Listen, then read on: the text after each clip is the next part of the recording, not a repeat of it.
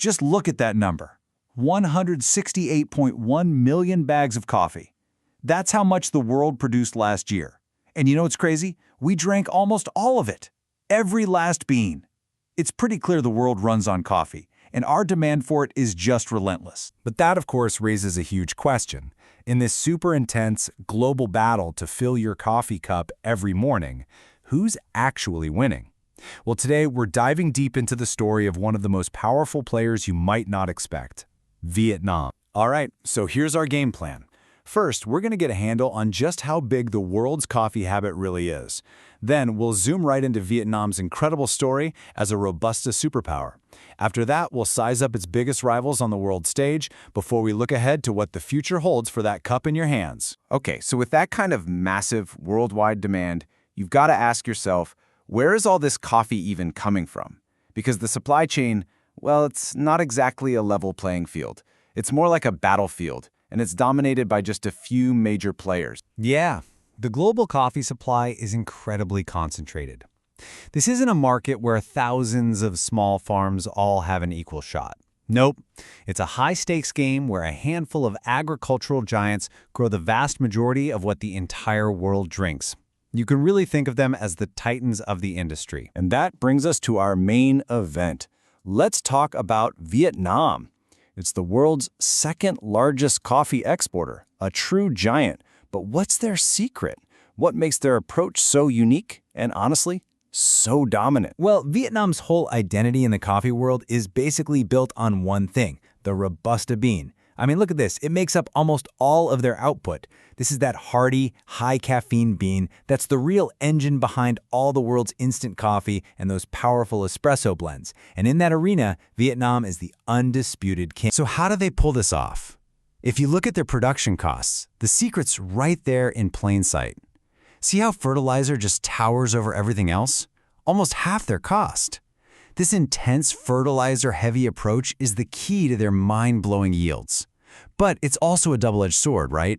It makes them super vulnerable to a volatile global market. And this is the result of that model. An absolutely astonishing 2.6 tons of coffee per hectare. That is one of the highest productivity rates on the entire planet. And that, right there, is the core of Vietnam's strategy.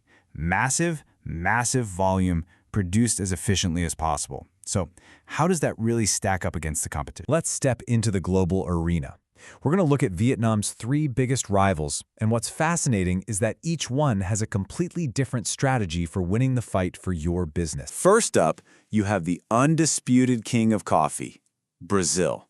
Seriously, if this was a boxing match, Brazil is the heavyweight champion.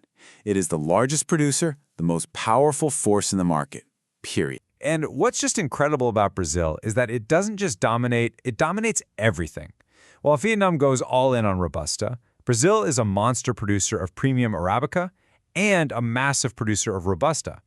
That kind of scale and diversity gives it this unparalleled power over the entire coffee market. Next, we've got a totally different kind of competitor. Meet Colombia. They're not even trying to play the volume game. Nope. Colombia is the quality specialist. They're all about building a premium brand that's recognized all over the world. And you really can't get more different than Colombia and Vietnam.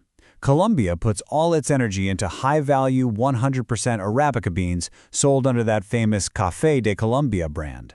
It's a strategy built on prestige, which is the polar opposite of Vietnam's high-volume, mass-market Robusta model. And finally, there's Vietnam's next-door neighbor and direct regional challenger, Indonesia.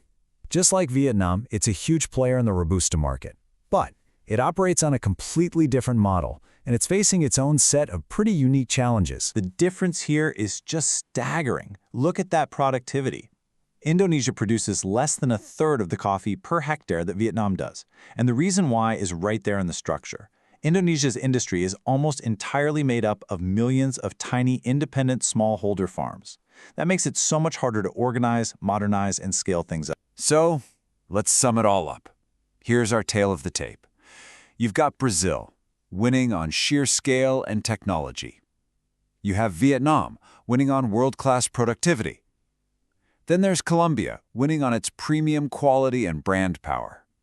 And finally, Indonesia, whose strength lies in its unique, often rare specialty beans.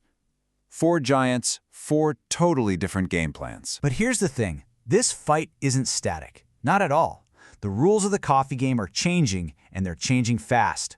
We're talking new regulations, global conflicts, and huge shifts in where the coffee is even being sold.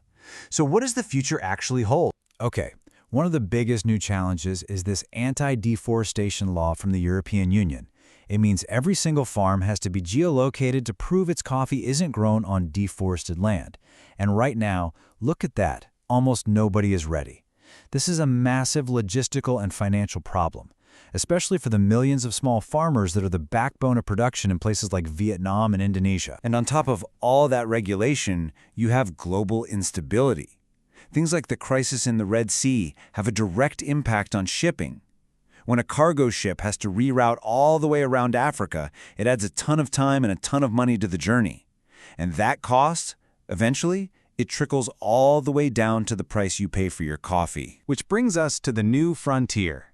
While old markets like Europe are creating new hurdles, brand new markets like China are just exploding with demand.